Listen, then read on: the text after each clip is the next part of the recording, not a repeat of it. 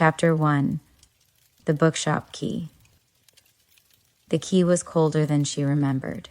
It slipped between her fingers, brass dulled with age, the ridges worn down by hands no longer here. Iris stood in front of the shop with the sea wind in her hair and the taste of salt on her lips, staring at the door like it might open on its own. The sign above it read in curling letters, "The Quiet Shelf." Her grandmother had named it long ago. A place for books that deserved slow reading. A place for people who needed a place to sit down and breathe. Iris had not breathed properly in over 2 years. She slipped the key into the lock. It clicked with a quiet sigh. Inside, dust greeted her like a whisper. The scent of paper and old wood filled her lungs. Afternoon light poured through the wide front windows, catching on particles that danced in the silence. Books still lined the walls. Stacks of unsorted donations rested like sleeping cats in corners. The counter was still covered in a tea-stained cloth. A chipped mug sat where it always had. "Hello," she said to no one. Her voice echoed, thin and strange. Ghosts. Iris didn't cry when she walked through the aisles. She touched the shelves instead, ran her fingers across faded spines, remembered sitting behind the counter as a child while her grandmother read poetry aloud, her voice a song against the quiet storm of Iris's imagination. But now her grandmother was gone, and so was Elliot, who died 2 winters ago in a crash that fractured not just bones but time. Iris had packed her grief into cardboard boxes and buried it beneath city lights. But the city had grown too loud, too fast, too empty. So she came here, to the last place that ever felt still, a glimpse of someone else. The doorbell tinkled as she stepped back outside with her notebook in hand. She wanted to make a list of things the shop needed. She didn't expect to see him across the street, near the shed once used for firewood. A man stood in front of a workbench. Sunlight carved shadows on his face. His arms moved slowly, carving something from a block of wood. His hair was dark, his frame broad, but he moved quietly, as if the world around him was too fragile to startle. He looked up once and nodded, just once, then returned to the sculpture in his hands. His name? Iris asked Mrs. Keller at the bakery the next morning. "Oh, that's Luca," she said, sliding a scone into a paper bag. "Moved here a couple of years ago, doesn't talk much. In fact, doesn't talk at all. Lost his voice, poor thing. War, I think, or some trauma. But he's gentle, good with his hands, helps fix things. He's a woodworker, the best I've seen. People say he carves emotion better than most folks express it." Iris said nothing, just held the bag, warm in her hands. Something about him had already carved a space in her, that night. She sat in the bookshop again, candlelight flickering against the windows. She found an old journal her grandmother once gave her, still blank. She wrote a single sentence, "The quiet here is not empty, it's listening."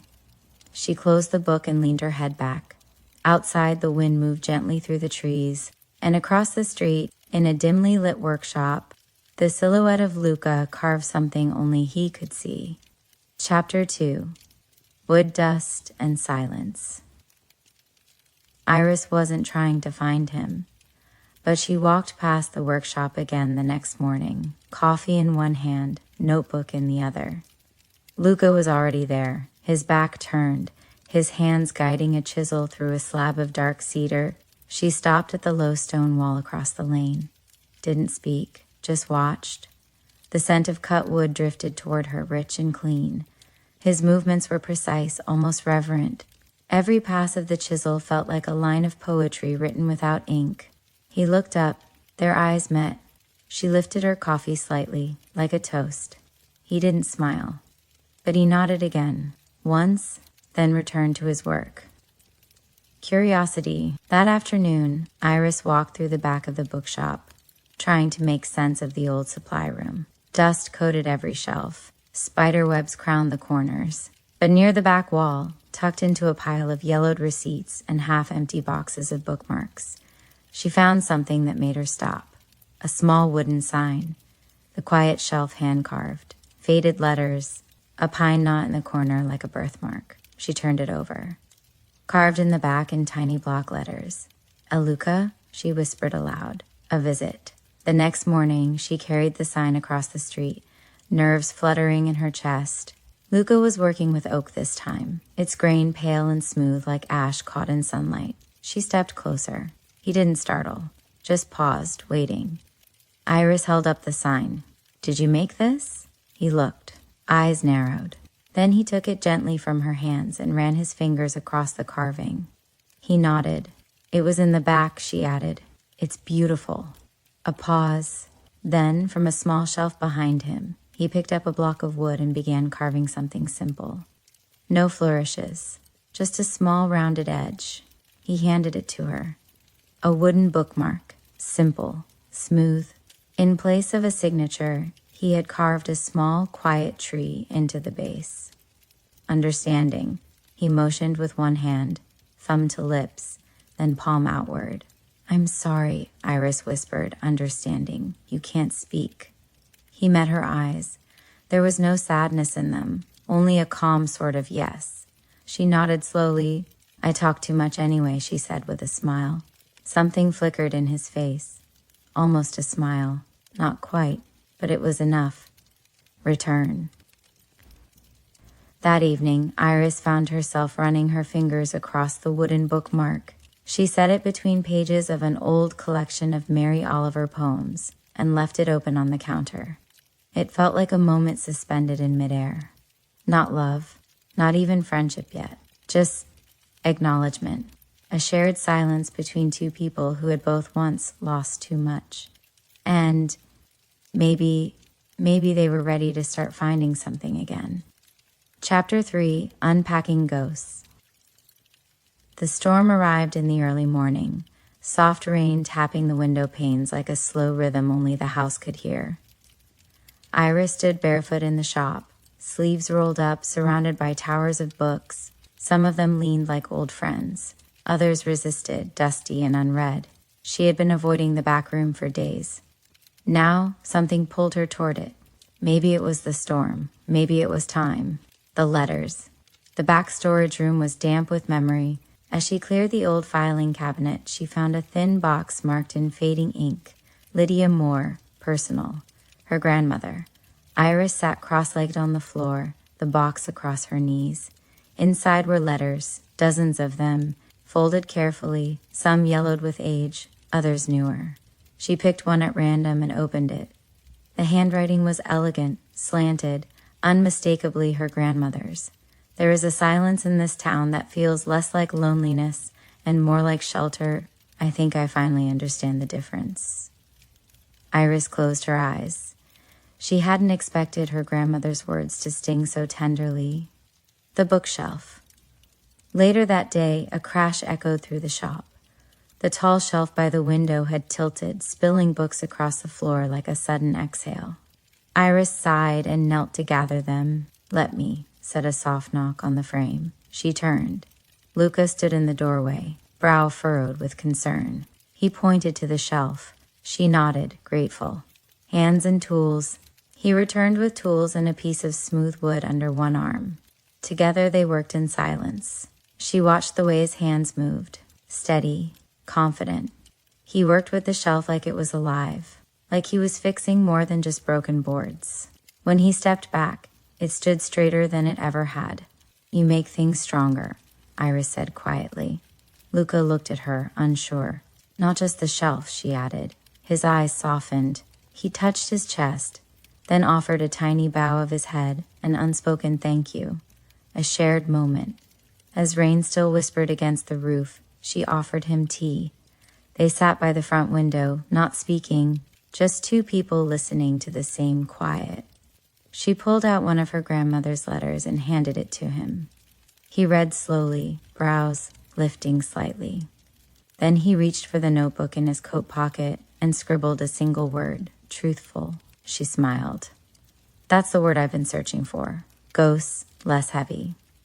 That night, Iris returned to her own journal.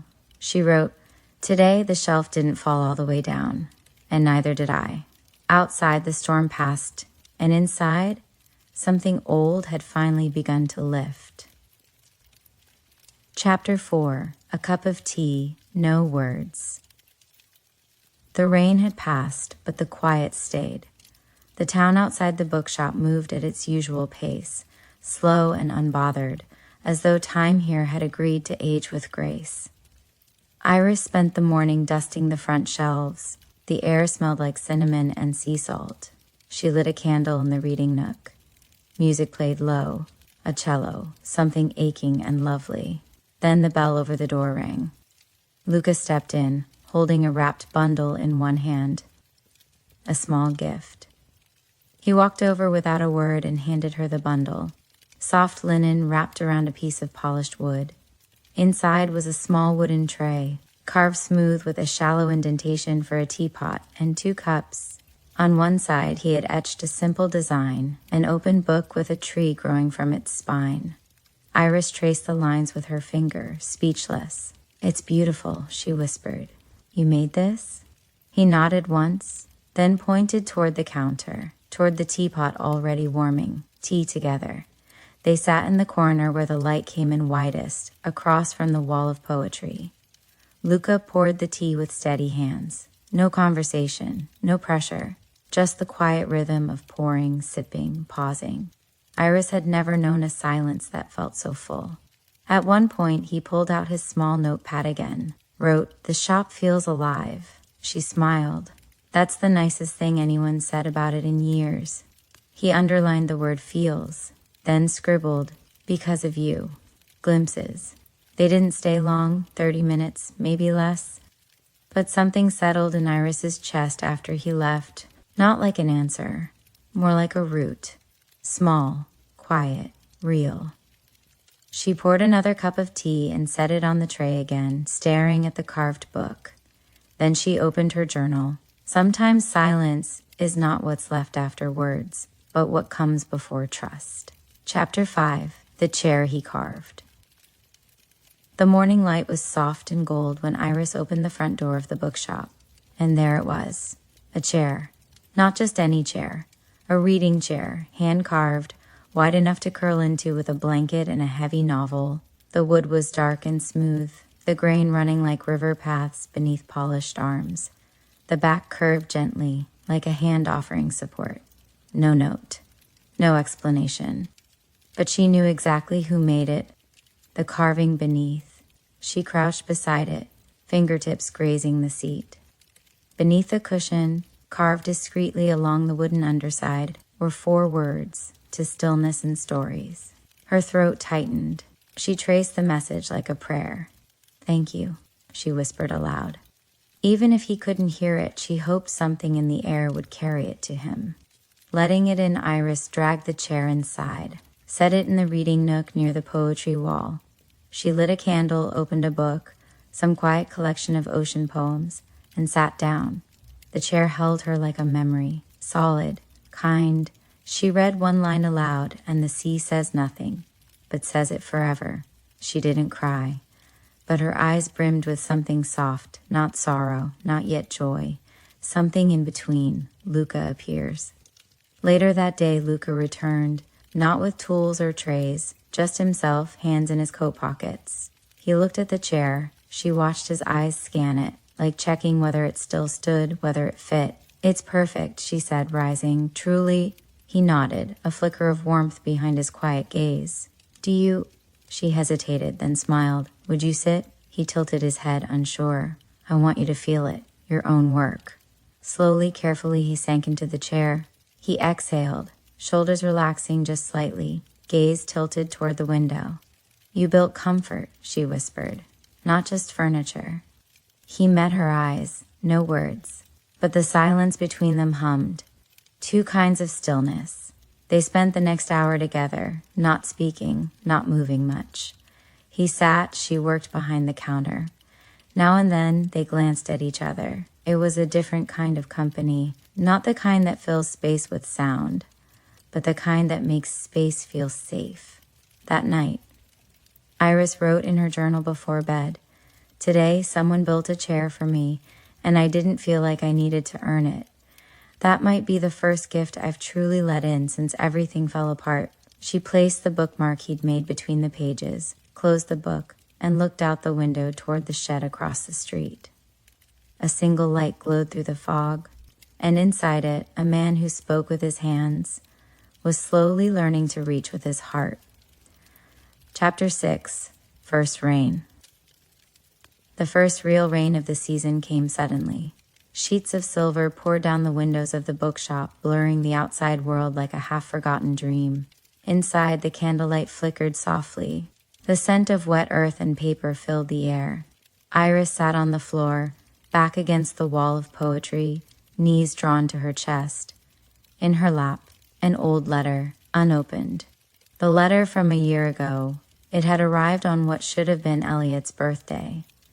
A letter she had written but never dared to read again. A letter written not for him, but for herself. For the part of her that had stopped speaking when he died. She unfolded the paper, her fingers trembling, and then, aloud, quietly, "Dear Elliot, I keep thinking grief is a season, but it keeps acting like a climate. I miss you in the little things, the way you stirred your tea, the way you paused before you laughed. I moved to the town you always wanted to visit. It's quiet here. I think you'd have liked the trees." Her voice broke. She wiped her eyes, breathing through it. "I found a chair today. Someone carved it for me. And somehow, I sat in it and didn't feel alone. That scared me. That comforted me. I think I'm still alive.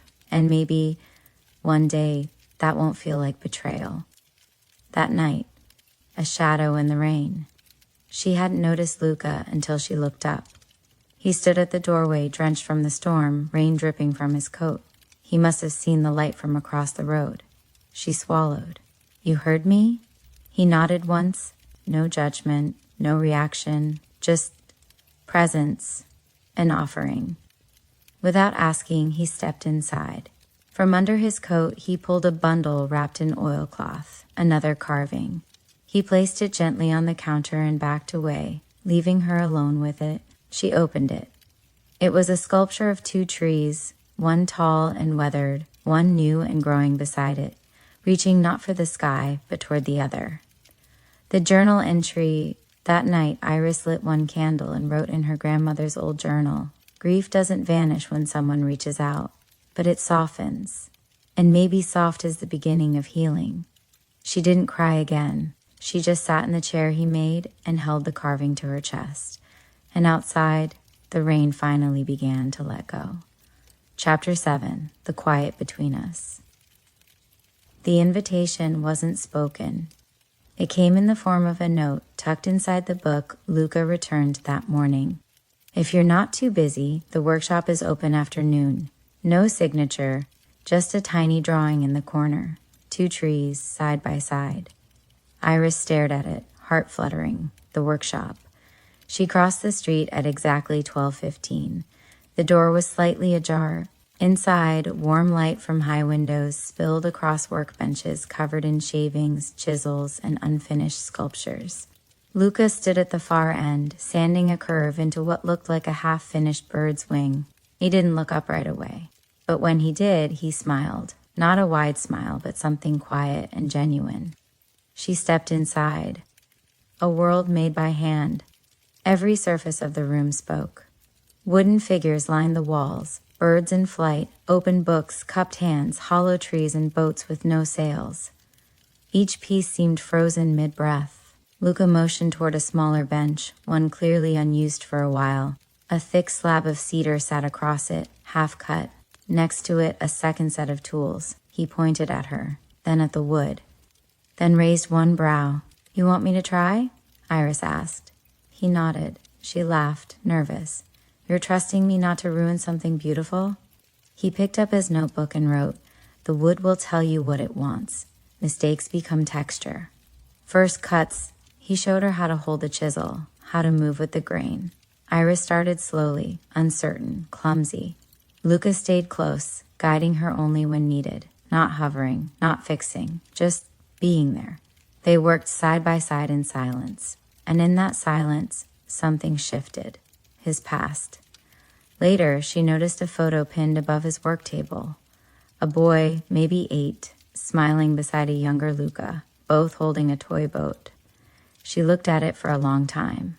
Luca didn't stop her. Finally, he walked over and handed her a sketch.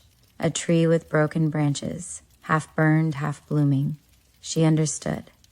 Everyone carried some kind of fire. Some just learned to carve around the scars. The first shared laugh. At one point, she nicked the edge of her woodblock, made a terrible line. Oops, she winced. Sorry, tree. Luca glanced at it. Then, smiling, he drew a tiny squirrel on the spot where she'd slipped.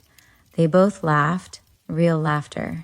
No sound from him, but his shoulders shook with it, and Iris felt something in her chest unclench, leaving with wood on her hands when she left that evening. Her hands were dusty, her heart quieter, and her thoughts less heavy. Before she stepped out the door, Luca handed her a piece of smooth driftwood. On it, carved with care, still growing. She nodded once, words caught in her throat. So are you, she whispered. Chapter 8.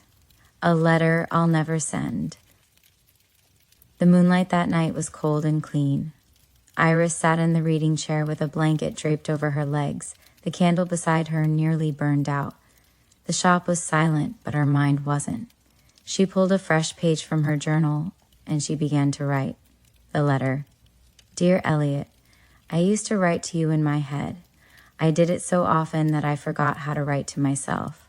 But tonight I need this, not for memory, not for mourning, but for movement. I met someone, he doesn't speak, but I've never felt more heard. He carves the world in wood like it's still worth holding. When I sit near him, the part of me that collapsed doesn't feel so collapsed. I'm still angry. Not at you, at everything. That you're not here, that I'm here, that I have to make choices without you. But here's the truth. I want to choose again. I want to wake up and not feel like I'm betraying you just by breathing. I want to let someone see the parts of me you never had to witness. The bruised ones, the rebuilt ones. And I want to forgive myself for being the one who stayed. You would have loved him, I think. Not because he's like you, but because he's quiet like trees are quiet. Still, alive, listening. She stopped writing, folded the letter carefully, and placed it in an envelope she would never seal. The offering. The next morning, Iris stepped into the workshop and placed the letter on Luca's bench. He looked at her, uncertain. She nodded once. I trust you. Then she left. Hours later, she found the letter waiting on the shop counter, folded exactly the same way. Tucked inside it, a small carving.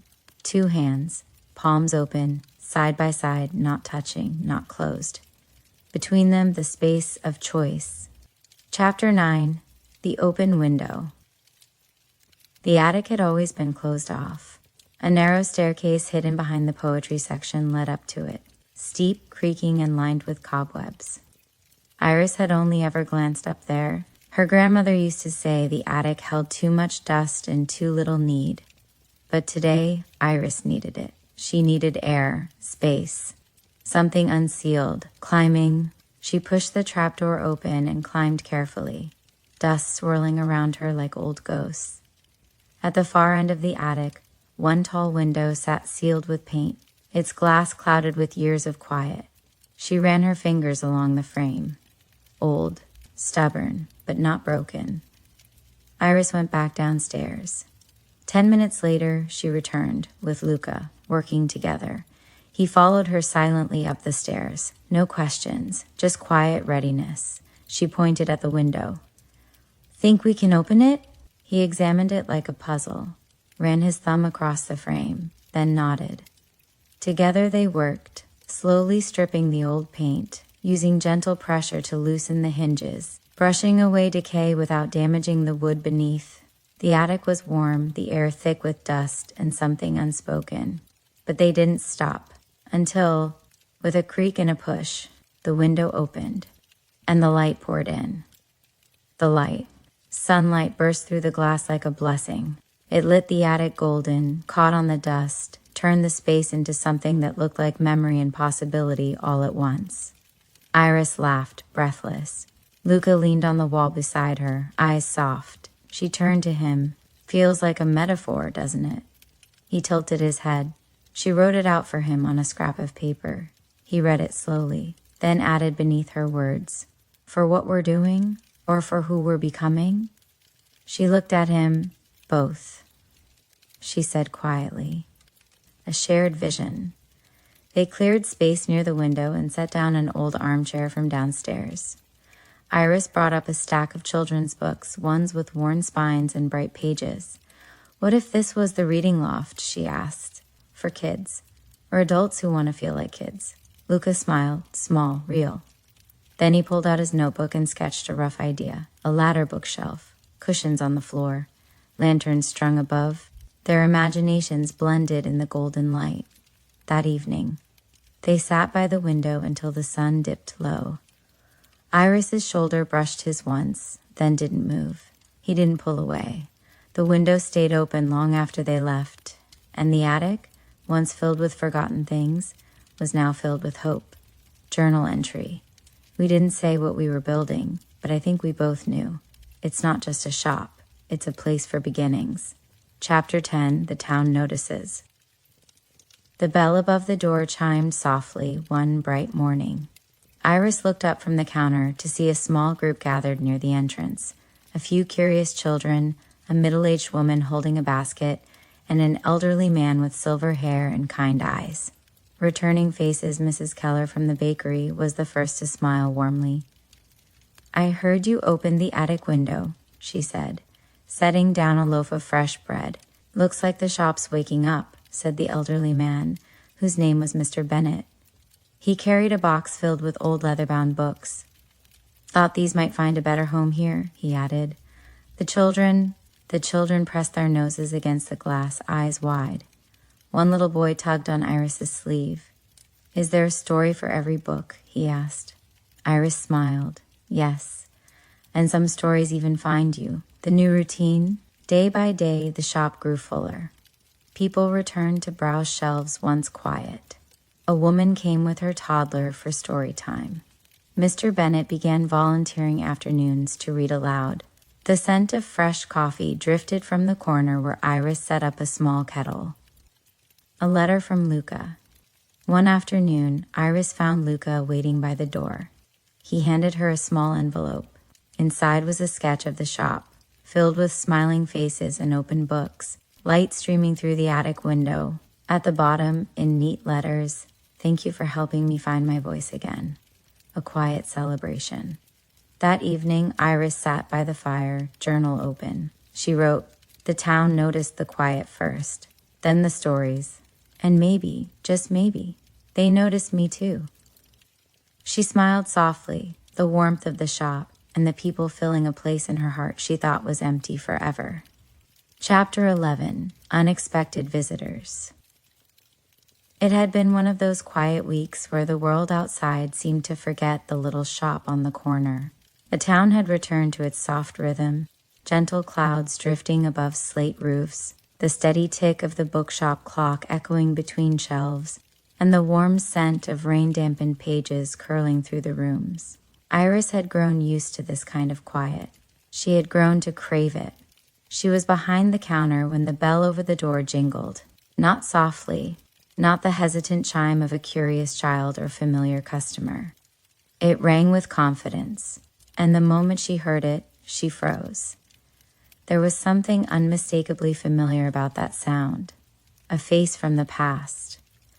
The woman who stepped inside wore the city like a second skin. Her coat was long and rust-colored, her dark curls slightly windblown, and her boots were still speckled with dust from the road. She carried a leather satchel slung carelessly over her shoulder, and when she looked up, her eyes landed right on Iris. Iris's heart stopped. "Clara?"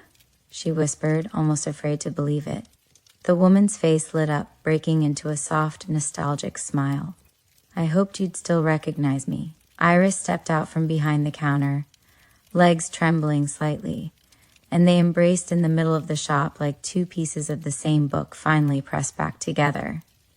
An old friendship rekindled. They sat near the front window, where the sunlight poured in like gold. and time seemed to slow. Clara had been her best friend once, the kind of friend who knew her middle name, the shape of her laugh, and how many spoons of sugar she stirred into her tea when her hands were shaking. They had lost touch after Elliot's death. No arguments, just distance. Pain had that effect. It pulled people inward until they couldn't find their way back to each other. I read about the shop in a small-town travel blog, Clara said, smiling. Saw the name and thought, it couldn't be you. But then I looked again. She sipped her coffee and studied Iris carefully. You look softer, not small, just quiet, peaceful, almost. Iris smiled, though something in her chest pulled. I'm learning how to breathe again. They talked for over an hour about the past, the time between, the things they couldn't fix and didn't need to. Iris told her about the attic window, the children who had returned to listen to stories, and Luca. The mention of him was subtle, but Clara caught it. The carpenter? She asked, leaning forward. Iris hesitated. He doesn't speak, but he listens. In ways I didn't know I needed. A stranger lingers. When Clara finally stood to leave, the bell above the door jingled again. But it wasn't just the sound that caught Iris's attention. A man stood in the doorway, unfamiliar, tall, with a neat beard and long dark coat, water dripping from the shoulders. His presence was deliberate, like someone who had spent years learning how to enter a room without apology. Is this Stillwater Books? He asked, his voice deep and warm. It is, Iris said carefully. How can I help? The man smiled. I'm Adrian. I'm a writer, or at least trying to be again.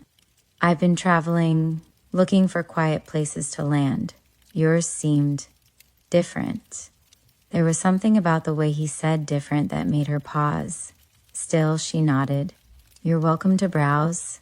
He walked slowly through the store, fingers grazing spines like he was tasting each story through his skin. He stopped near the carved reading chair, the one Luca had made. His eyes lingered there, longer than they should have, the workshop tension. Later that evening, Iris told Luca about the visitors. They stood in the warm half-light of his workshop, surrounded by his tools, curls of sawdust clinging to their shoes. Luca was carving a new piece, something small and delicate.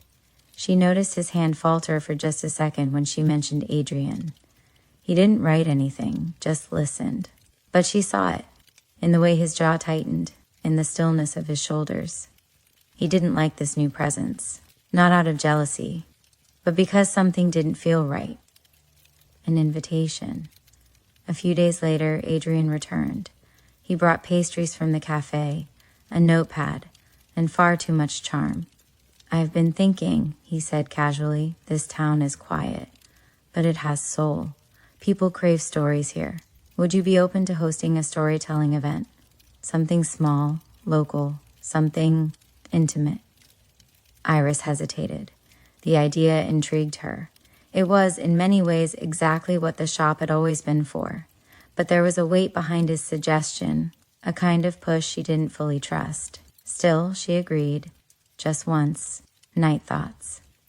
That night, Iris lay in bed, unable to sleep. She stared at the wooden carving Luca had given her months ago, the two hands with the space in between. She wondered what it meant now, to hold space between two people who were slowly stepping closer, but never quite touching. To welcome new people into a life you were still learning to build. To risk the balance you had only just found. Journal entry. She opened her journal and wrote, He came in with stories, but I've learned that not every storyteller tells the truth. Some people read hearts like books and tear out the pages that feel too real. Chapter 12.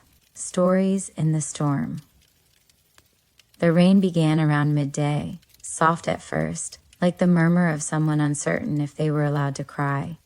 It tapped on the shop windows as if asking permission to come in. Iris watched it from the counter, one hand curled around a cup of cinnamon tea, the other smoothing a corner of the sign she had hung outside just hours earlier. Tonight, Stillwater's first storytelling circle. 7 p.m. Free tea, bring your voice. She hadn't been sure anyone would come. The idea was Adrian's, yes, but the hope behind it that belonged to her. Somewhere in her heart, a space had reopened, a place where words could live again, not just quietly between her journal pages, but out loud, alive, shared, preparing the space. As dusk crept in and the sky darkened, Iris moved through the shop like a hostess setting the table for a long-awaited guest. She pushed the chairs into a wide circle near the fireplace, dusted the little end tables, lit beeswax candles along the shelves. She placed Luca's wooden carvings in the center of the circle like sacred stones, a bird with spread wings, a tiny open book, a hand curled gently into another. By 6:30, the scent of lemon biscuits and warm spiced tea filled the room. Luca arrived quietly. He brought a fresh carving wrapped in linen, a smooth, polished moon with a crack running through its center. He placed it among the others and met Iris's eyes for a long moment. "Nervous?" she asked gently. He tilted his hand side to side. "A maybe," then nodded. She smiled. "Me too." The storm comes in. At 7:04, the first guests arrived, a mother with her son, drenched and laughing. Then Mrs. Keller from the bakery. Then Mr. Bennett, carrying his ever-present satchel and an old book of poetry bound in faded navy cloth. By 7:15, the storm outside had grown teeth. Rain lashed the windows now. Thunder rolled like something ancient shifting in its sleep. The shop lights flickered once, then steadied. Adrian arrived last. Soaked coat, wind-blown smile. He greeted everyone with too much familiarity, clapping backs, shaking hands. When he sat beside Iris, she felt the temperature in the room shift, not colder, but sharper. Stories begin. There were no microphones, no stage, just chairs, candles, ears, and hearts. Mrs. Keller went first. She spoke of her grandmother's hands, how they taught her to knead bread and bury secrets in dough. Her voice trembled, and when she finished, no one clapped. They didn't need to. They simply nodded, the way people do when something is true. The little boy beside her shared next, a story about a ghost that lived in a grandfather clock. He giggled nervously at the end. Everyone smiled. Then came Mr. Bennett, his voice like gravel and honey. He read a poem about growing old and growing brave. Iris felt her chest warm with something ancient and tender. Luca's offering. When it was Luca's turn, he didn't stand. He simply reached into the small satchel beside him and pulled out 3 carvings, a leaf, a house, a heart split in half. He held each in his palm for the group to see. Then he placed them gently on the table, side by side. He didn't speak, but everyone understood. Adrian's turn. Adrian stood with a confidence that made Iris sit up straighter. "I want to tell you a story," he began, "about a man who thought silence made him strong. But really, it was just fear dressed as control." Luca's head lifted, slowly. Adrian continued. He lost someone, and instead of learning how to speak about it, he built walls, beautiful ones, made of wood and silence, but walls all the same. The room tensed. Iris's heart began to thrum, slow and wary. Adrian didn't look at Luca directly, but every word was aimed like an arrow. "He didn't know," Adrian said, "that silence doesn't protect you. It just hides you from the people trying to love you." The room was quiet, too quiet. Luca rose from his chair. He didn't storm out, didn't look angry, just still, like a tree deciding whether or not to fall. He left without a sound,